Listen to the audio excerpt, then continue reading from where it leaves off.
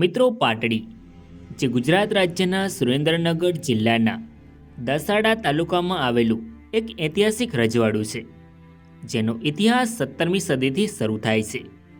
પાટડી જે ભારતની આઝાદી પહેલાં એક રજવાડું હતું, જેમાં અનેક રાજાઓ દ્વારા શાસન કરવામાં આવ્યું હતું.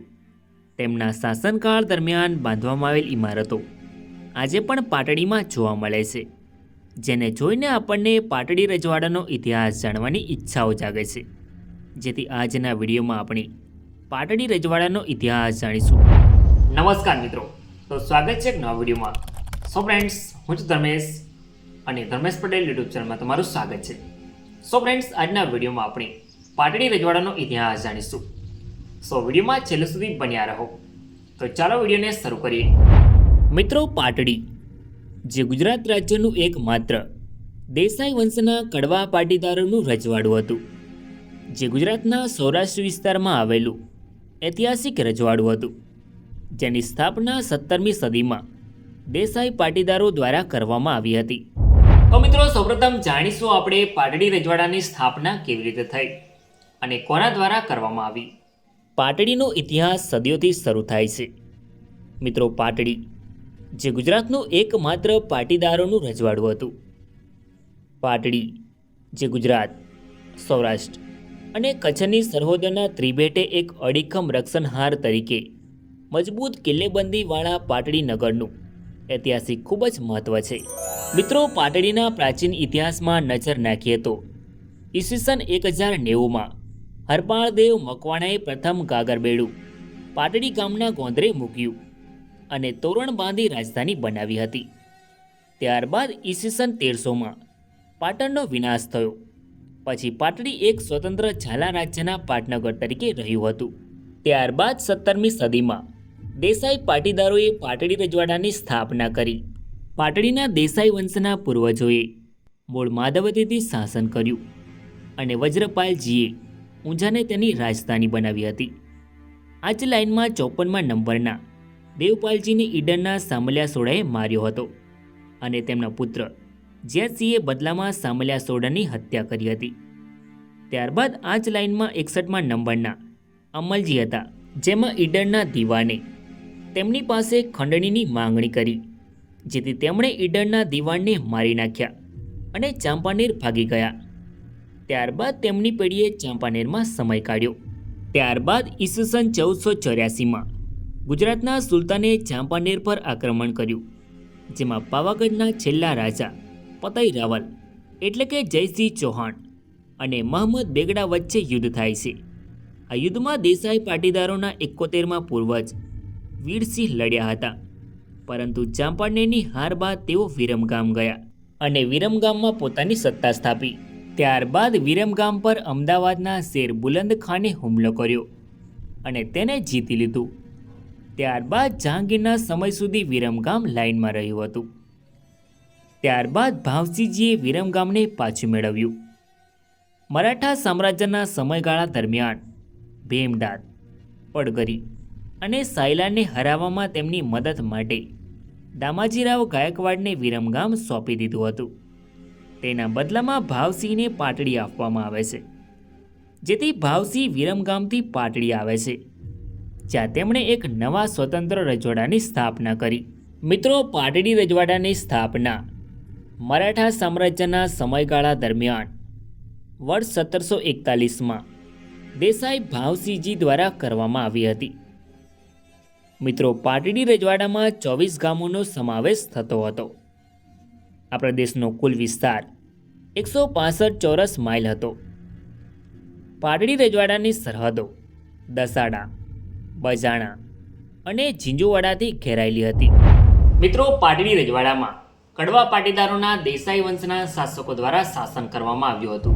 મિત્રો, પાટડી એક સમયે સોનાની હાટડી તરીકે જાણીતું હતું. પાટડી ગામ ફરતે 4 જાજરમાન દરવાજા સાથેનો ભવ્ય કિલ્લો બાંધવામાં આવ્યો હતો અને રાત્રિના સમયે સમગ્ર પાટડી અભેદ કિલ્લેબંધીમાં ફેરવાઈ જતું હતું. પરંતુ હાલમાં પાટડીનો આ ઐતિહાસિક કિલ્લાનો ભવ્ય ભૂતકાળ અને વર્તમાનની દશા દર્શાવતો નજરે પડે છે. રાજા રજવાડાના સમયમાં ગુજરાત, સૌરાષ્ટ્ર અને કચ્છને જોડતા માર્ગો પાટડી આસપાસથી પસાર થતા હોવાથી અહીંથી ભયંકર વિનાશ વેરતા લશ્કરોની હંમેશા અવરજવર રહેતી હતી. આથી એ સમયે વ્યૂહાત્મક રીતે મહત્વના સરહદી કેન્દ્ર ગણાતા પાટડીને 4 જાજરમાન દરવાજા સાથેનો ભવ્ય કિલ્લો બાંધવામાં આવ્યો હતો અને રાત્રે એ સમયે સમગ્ર પાટડી ગામ અભેદ કિલ્લેબંધીમાં ફેરવાઈ જતું હતું. હાલમાં 4 દરવાજા સહિત ગામ ફરતે આવેલો ઐતિહાસિક કિલ્લો અસ્તધ્વસ્ત થતાં એક સમયનું જાજરમાન ઐતિહાસિક નગર પાટડી હાલમાં ખંડેર સમાન બની ગયું છે. મિત્રો, પાટડીની ઐતિહાસિક રાજગઢીની પૂર્વ દિશામાં એક વિશાળ તળાવ આવેલું છે, જે પાણી 4 દિશાને 20 ફૂટ ઊંડી અને 40 ફૂટ પહોળી ખાઈમાં ફરી વળતું હતું. મિત્રો, તે સમયે યુદ્ધની કટોકટી વખતે પુલ સુરંગો વડે તોડી નાખવાની સાથે જ રાજગઢીની ચારે તરફ પાણી થઈ જતું હતું. આથી પાટડીની રાજગઢી એક સુરક્ષિત ટાપુ બની રહેતી અને દુશ્મનો માટે રાજગઢીમાં પ્રવેશવું અશક્ય બની જતું. મિત્રો, પાટડી રજવાડાના શાસકો દરબારશ્રીની ઉપાધિ મેળવતા હતા. તો ચાલો જાણીએ પાટડી રજવાડામાં શાસન કરનારા શાસકો વિશે. દરબાર ભાવસિંહજી ઉદયકરણ. દરબાર ભાવસિંહજીએ વર્ષ 1741માં પાટડી રજવાડાની સ્થાપના કરી હતી. તેઓ પાટડી રજવાડાના પ્રથમ શાસક હતા. દરબાર ભાવસિંહે વિરમગામથી આવીને નવા પાટડી રજવાડાની સ્થાપના કરી હતી. તેમણે વર્ષ 1741થી 1753 સુધી પાટડી રજવાડામાં શાસન કર્યું હતું. ત્યારબાદ દરબાર ભાવસિંહનું વર્ષ 1753માં અવસાન થાય છે. દરબાર નાથુભાઈ ભાવસિંહ. દરબાર નાથુભાઈ વર્ષ 1753માં પાટડી રજવાડાની ગાદી પર આવે છે. તેઓ પાટડી રજવાડાના બીજા શાસક હતા. મિત્રો, દરબાર નાથુભાઈ તેમના પિતા દરબાર ભાવસિંહના અવસાન બાદ પાટડી રજવાડાની ગાદી સંભાળે છે. તેમણે વર્ષ 1753થી 1796 સુધી પાટડી રજવાડામાં શાસન કર્યું હતું. ત્યારબાદ વર્ષ 1796માં તેમનું અવસાન થાય છે. દરબાર વખતસિંહ નાથુભાઈ. દરબાર વખતસિંહ વર્ષ 1796માં પાટડી રજવાડાની ગાદી પર આવે છે. તેઓ પાટડી રજવાડાના ત્રીજા શાસક હતા. તેમણે વર્ષ 1796થી 1828 સુધી પાટડી રજવાડામાં શાસન કર્યું હતું. ત્યારબાદ વર્ષ 1828માં તેમનું અવસાન થાય છે. દરબાર હરિસિંહ વખતસિંહ. દરબાર હરિસિંહ વર્ષ 1828માં પાટડી રજવાડાની ગાદી પર આવે છે. તેઓ પાટડી રજવાડાના ચોથા શાસક હતા. મિત્રો, દરબાર હરિસિંહના નામ પરથી હરિપુરા ગામનું નામ પડ્યું હતું. તેમણે વર્ષ 1828થી 1839 સુધી પાટડી રજવાડામાં શાસન કર્યું હતું. ત્યારબાદ વર્ષ 1839માં તેમનું અવસાન થાય છે. દરબાર કુબેરસિંહ વખતસિંહ.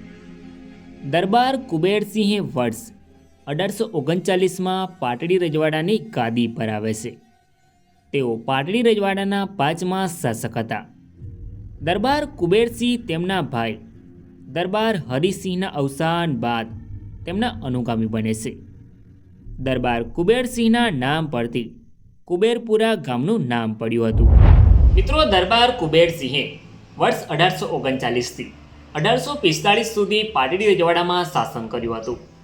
ત્યારબાદ વર્ષ 1845માં દરબાર કુબેરસિંહનું અવસાન થાય છે. દરબાર જોરાવરસિંહ કુબેરસિંહ. દરબાર જોરાવરસિંહ વર્ષ 1845માં પાટડી રજવાડાની ગાદી પર આવે છે. મિત્રો, દરબાર જોરાવરસિંહ પાટડી રજવાડાના છઠ્ઠા શાસક હતા. દરબાર જોરાવરસિંહ તેમના પિતા દરબાર કુબેરસિંહના અવસાન બાદ પાટડી રજવાડાની ગાદી સંભાળે છે. દરબાર જોરાવરસિંહના નામ પરથી જોરાવરપુરા ગામનું નામ પડ્યું હતું. તેમણે વર્ષ 1845થી 1875 સુધી પાટડી રજવાડામાં શાસન કર્યું હતું. ત્યારબાદ વર્ષ 1875માં દરબાર જોરાવરસિંહનું અવસાન થાય છે. દરબાર હિંમતસિંહ જોરાવરસિંહ. દરબાર હિંમતસિંહ વર્ષ 1875માં પાટડી રજવાડાની ગાદી પર આવે છે. તેઓ પાટડી રજવાડાના 7મા શાસક હતા. તેઓ તેમના પિતા જોરાવરસિંહના અવસાન બાદ તેમના અનુગામી બને છે. મિત્રો, દરબાર હિંમતસિંહ પરથી હિંમતપુરા ગામનું નામ પડ્યું હતું અને દેસાઈપુરા ગામનું નામ દેસાઈ અટક પરથી પડ્યું હતું. દરબાર હિંમતસિંહે વર્ષ 1875થી 1884 સુધી પાટડી રજવાડામાં શાસન કર્યું હતું. ત્યારબાદ વર્ષ 1884માં દરબાર હિંમતસિંહનું અવસાન થાય છે. દરબાર સૂરજમલ જોરાવરસિંહ. દરબાર સૂરજમલ વર્ષ 1884માં પાટડી રજવાડાની ગાદી પર આવે છે. તેઓ પાટડી રજવાડાના 8મા શાસક હતા. મિત્રો, દરબાર સૂરજમલના નામ પરથી સૂરજપુરા ગામનું નામ પડ્યું હતું. દરબાર સૂરજમલે વર્ષ 1884થી 1913 સુધી પાટડી રજવાડામાં શાસન કર્યું હતું. ત્યારબાદ વર્ષ 1913માં દરબાર સૂરજમલનું અવસાન થાય છે. મિત્રો, 19મી સદીની શરૂઆતથી પાટડી બ્રિટિશ વહીવટતંત્રના પરોક્ષ શાસન હેઠળ આવી ગયું હતું. ત્યારથી ભારતમાં અંગ્રેજોનું પરોક્ષ રીતે શાસન રહ્યું હતું. દરબાર દૌલતસિંહ સૂરજમલ. દરબાર દૌલતસિંહ વર્ષ 1913માં પાટડી રજવાડાની ગાદી પર આવે છે. તેઓ પાટડી રજવાડાના 9મા શાસક હતા. દરબાર દૌલતસિંહના નામ પરથી દૌલતપુરા ગામનું નામ પડ્યું હતું. તેમણે વર્ષ 1913થી 1928 સુધી પાટડી રજવાડામાં શાસન કર્યું હતું. ત્યારબાદ વર્ષ 1928માં દરબાર દૌલતસિંહનું અવસાન થાય છે. દરબાર રઘુવીરસિંહ દૌલતસિંહ. દરબાર રઘુવીરસિંહ વર્ષ 1928માં પાટડી રજવાડાની ગાદી પર આવે છે. તેઓ પાટડી રજવાડાના 10મા શાસક હતા. તેમણે વર્ષ 1928થી 1940 સુધી પાટડી રજવાડામાં શાસન કર્યું હતું.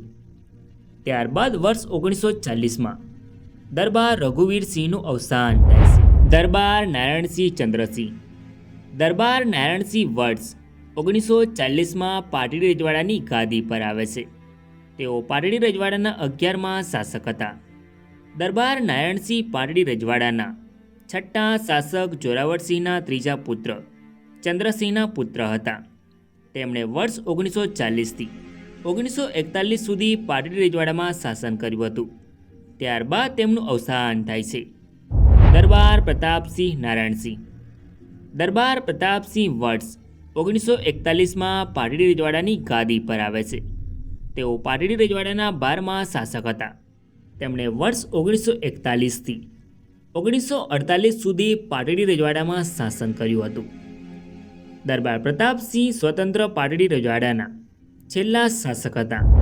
મિત્રો, ભારત દેશમાં 1947 સુધી અંગ્રેજોનું શાસન રહ્યું હતું, જેમાં પાટડી રજવાડું કાઠિયાવાડ એજન્સીમાં આવતું હતું. ત્યારબાદ 1947માં ભારત દેશ અંગ્રેજોના શાસનમાંથી આઝાદ થયો. ત્યારે ભારતનું વિભાજન થયું.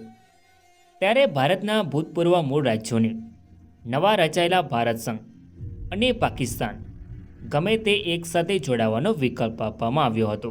ત્યારે પાટડી રજવાડાના છેલ્લા શાસક દરબાર પ્રતાપસિંહ દેસાઈએ પાટડી રજવાડાને ભારત સંઘમાં સામેલ કર્યું, જે આજે ગુજરાત રાજ્યના સુરેન્દ્રનગર જિલ્લાના દસાડા તાલુકામાં આવેલું એક ગામ છે. મિત્રો, આ છે પાટડી રજવાડાની કોર્ટ ફી, જે તમે સ્ક્રીન પર જોઈ શકો છો.